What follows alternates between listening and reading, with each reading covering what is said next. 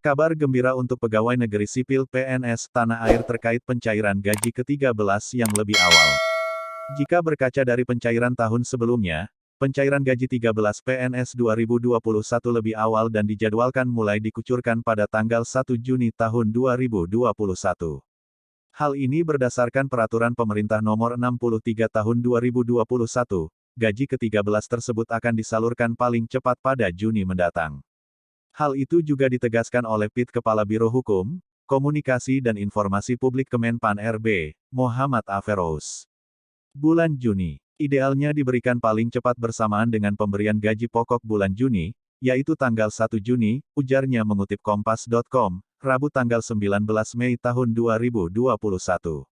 Dikutip dari PP No. 63/2021, berikut daftar besaran THR dan gaji ke-13 tahun 2021 bagi CPNS, PNS, PPPK, prajurit TNI, anggota Polri, pejabat negara, Dewan Pengawas Komisi Pemberantasan Korupsi, pimpinan lembaga penyiaran publik, dan pegawai non-pegawai aparatur sipil negara yang bertugas pada lembaga penyiaran publik.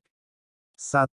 Gaji pokok. Gaji pokok adalah gaji pokok yang telah diatur dalam peraturan perundang-undangan tentang gaji, hak keuangan atau sebutan lainnya. Bagi calon PNS CPNS, besaran gaji pokok dalam THR dan gaji ke-13 yakni hanya 80% dari gaji pokok PNS.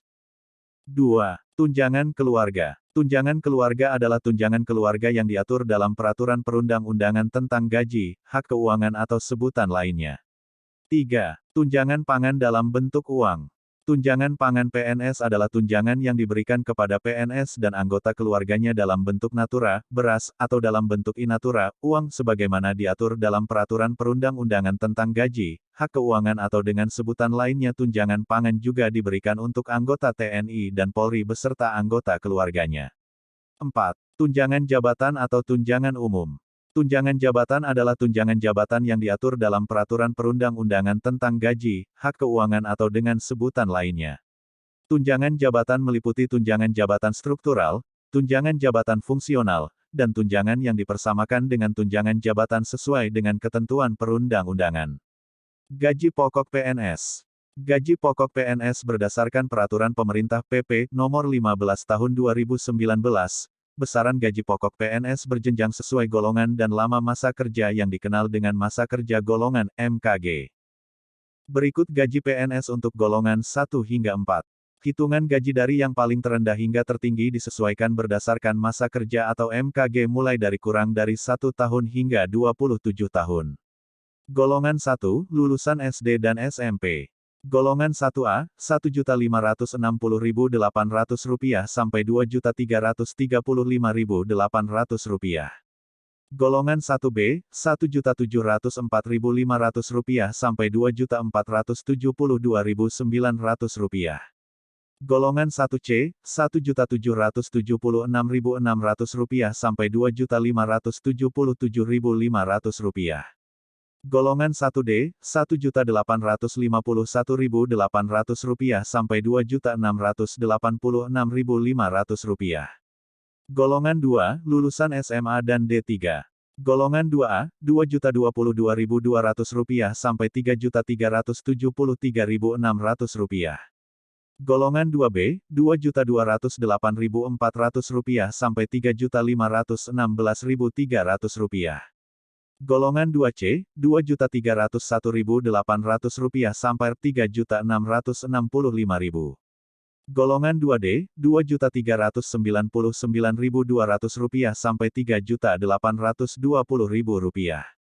Golongan 3, lulusan S1 hingga S3.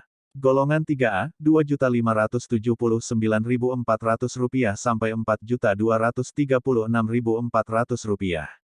Golongan 3B, Rp2.688.500 sama Rp4.415.600. Golongan 3C, Rp2.802.300 sampai Rp4.602.400. Golongan 3D, Rp2.920.800 sampai Rp4.797.000.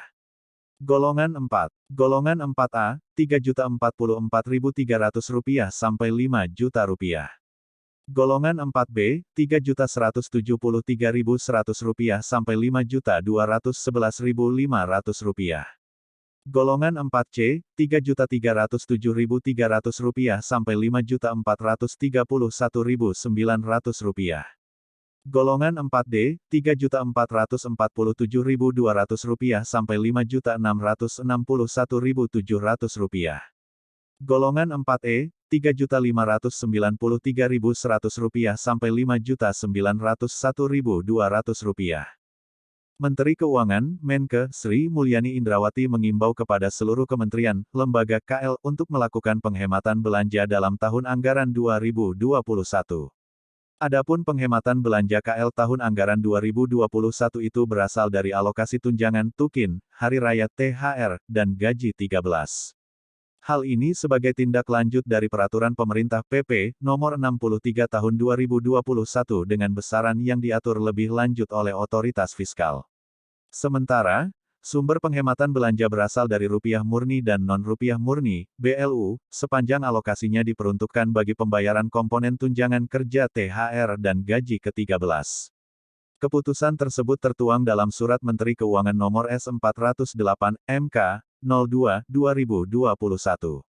Lebih lanjut, Menke mengimbau KL untuk segera menyampaikan usul revisi anggaran penghematan belanja tahun anggaran 2021 kepada Direktorat Jenderal Anggaran, JAK Kementerian Keuangan Kemenkeu paling lambat tanggal 28 Mei tahun 2021. Dalam hal sampai dengan tanggal 28 Mei tahun 2021, usul revisi anggaran tidak disampaikan, maka akan dilakukan pemblokiran anggaran oleh Kementerian Keuangan, sebagaimana bunyi surat tersebut. Di sisi lain, Menke menekankan seluruh proses revisi anggaran dalam rangka penghematan belanja KL Ta 2021 dilaksanakan secara transparan, akuntabel dan bertanggung jawab, serta terhindar dari korupsi, kolusi, dan nepotisme, KKN, sesuai ketentuan yang berlaku.